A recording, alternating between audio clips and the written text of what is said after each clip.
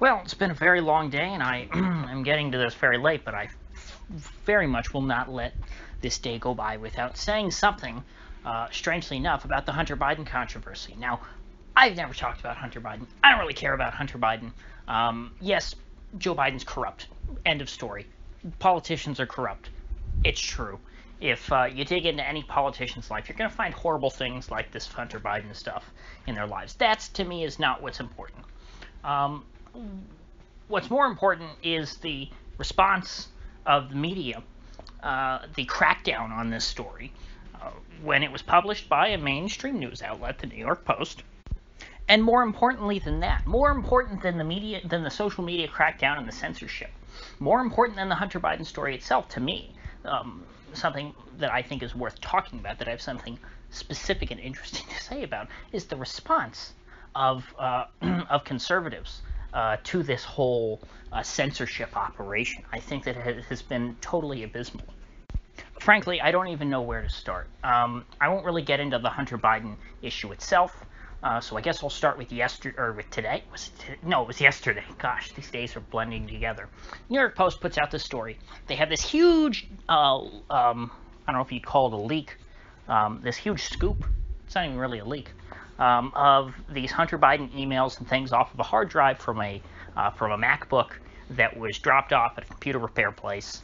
The guy got it, apparently seems to have been owned by Hunter Biden. It has some very compromising images of him on it that seem to confirm it was Hunter Biden. Lots of emails that are incriminating on there, so very newsworthy stuff. Emails that, implicate Hunter and Joe Biden in some corrupt dealings over Ukraine. Something which the media, when the Russiagate narrative was being circulated around here for the last 4 years, the media never really had any evidence. The closest they had was that Donald Trump Jr. took a meeting with a Russian lawyer. They had an email from that. But in the case of Don Jr., that whole controversy was a one and done thing. He agreed to meet with this woman. Apparently, he decided that the meeting was not worth his time. Didn't follow up with her. And that was the end of that. And then they couldn't find anything else to try and implicate, Russia collusion stuff. This Hunter Biden stuff is worse because, not only did it seem that Hunter Biden was meeting with these Ukrainian interests and was employed by them, but he actually got them to meet with his father when he was the sitting vice president and had a lot to do with policy on Ukraine. So again, I said I didn't want to get into the Hunter Biden story, but I gave that little bit of background to say this is a very newsworthy sort of story. It's something that you would think would be relevant to a campaign in the final month before an election. You want to know these things about the candidates, no matter who they are. Well, social media decided to censor any links, specifically Twitter, and I think Facebook was blocking too, Twitter and Facebook. YouTube today purged a bunch of accounts. I think my account is still up, or else I wouldn't be recording this. I don't know if I'll be taken down at some point, maybe for talking about this. I probably shouldn't put any tags. Who knows? Maybe I'm asking to get nuked by talking about this.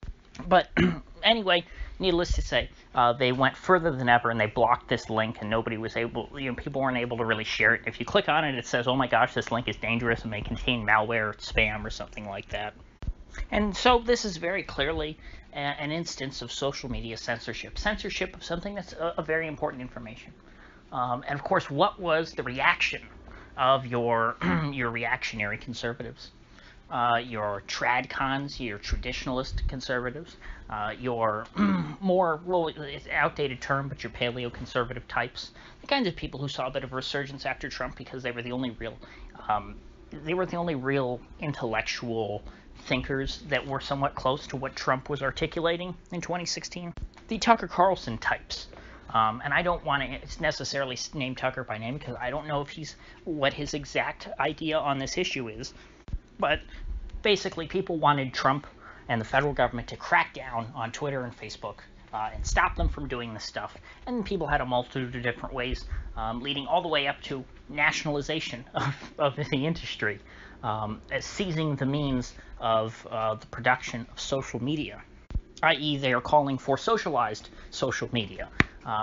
Social media that is controlled by a committee that's would be appointed by the president in Washington, similar to the FCC or something like that.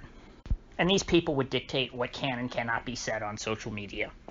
And this, I have to say, is the dumbest thing that could ever possibly happen. It's a great way to make sure that these people, these conservatives essentially want to write their own death warrant. This would mean the end of free speech on the internet, quite literally. Because if you think that there's going to be some government panel that determines what we're allowed to say on the internet, if you think that we're going to be allowed to say more things, if people on the right are, people who are against the political establishment, you think those types of people are going to be allowed to speak more than they are now? If you think the censorship is bad now, it's going to be much worse if the government has actual legal power over these institutions. In fact, now one of the reasons why there is so much censorship is because after 2016, the powers that be started breathing down Zuckerberg and Dorsey's neck. And they were saying, geez, Trump got elected because of you. You have to make sure that this doesn't happen again. Trump won because his supporters were able to organize on social media. You can't do that. These Russian CEOs, Russia hacked our election by buying Facebook ads. You can't let Trump supporters buy ads anymore, Zuck. And so Facebook has been blocking a lot of Trump ads. They haven't been accepting as many. They're saying, "Ooh, these ads are offensive. We can't have these ads on our platform." And of course, social media has been in bed.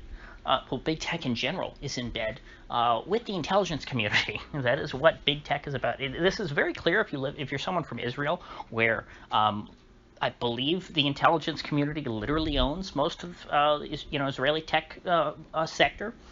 You have these big tech firms that are very important that have former Israeli intelligence and Israeli prime ministers even on their boards. And the same is true here in the United States. It's less transparent.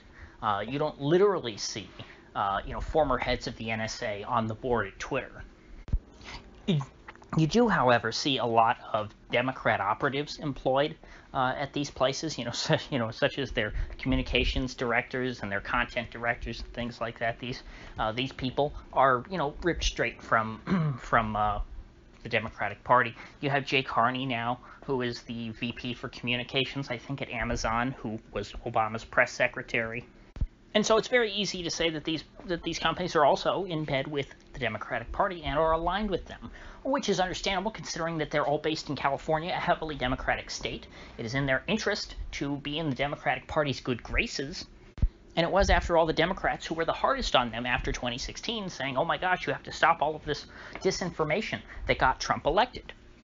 And so the reason, mainly, other than just their own personal ideological leanings, which certainly are going to lean left, these are, nobody thinks that Jack Dorsey and Mark Zuckerberg are closeted conservatives, but they are pushed in the direction of censoring people on the right more and more as time goes on, because they have a reasonable fear of retribution, from the government.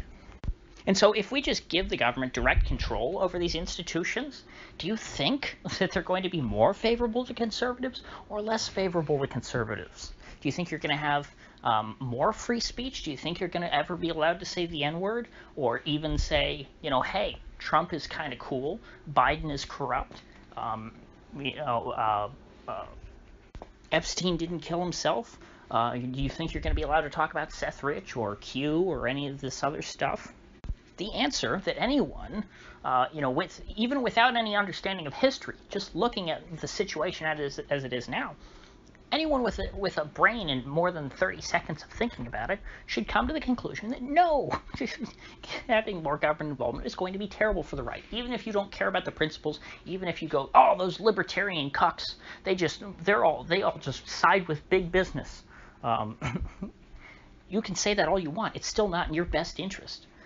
Even if you have no, principles around, wanting to have smaller government, you think, oh, that's, gay and stupid. If Washington takes control of social media, you will lose. Nick Fuentes will be off the internet. Tucker Carlson clips will be scrubbed from every platform. Pat Buchanan, unfortunately. You probably won't be able to share any of his links.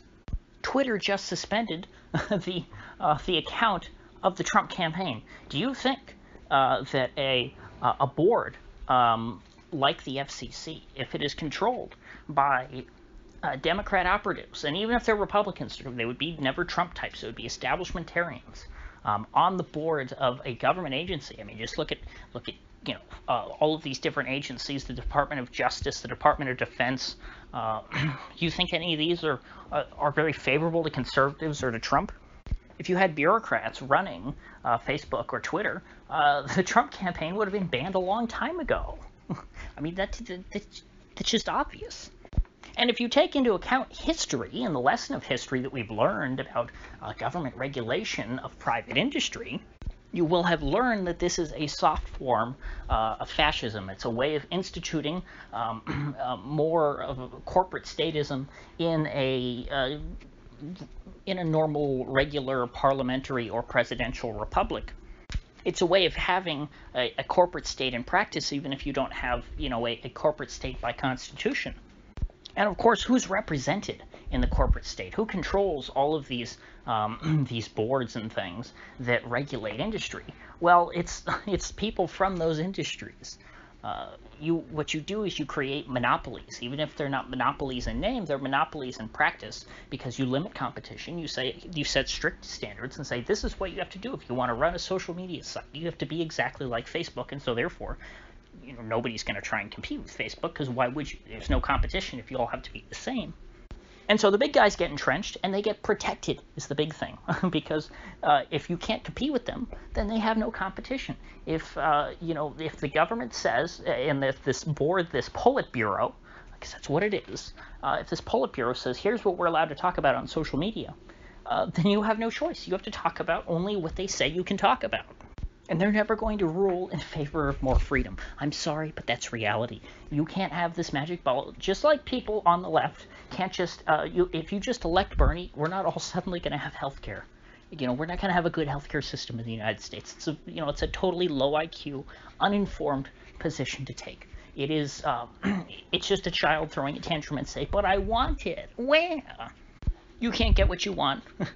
There's a thing called scarcity in the world. Nobody wants to believe it on the left or the right, because they're all ignorant of economics. I shouldn't say that totally. The left isn't necessarily ignorant. They're very critical of economics. The right, I think, is largely ignorant of economics. There are at least some good economic historians on the left who have written about these topics. In fact, the pioneer of this whole study of regulation and how it comes back to benefit big businesses, and how it's a total sham that regulation is for the good of the consumer, some crap like that, and that's just essentially propaganda created by the corporations in order to limit their competition. That whole idea was I don't know if discovered or invented is the right term, by Gabriel Kolko, a communist. Well, I don't know if he would call himself a communist, but he's a communist by American standards. You think he was a professor at the University of Toronto. This was back in the 60s when you had all these far-left intellectuals at universities churning out all these books. He had a great book called The Triumph of Conservatism.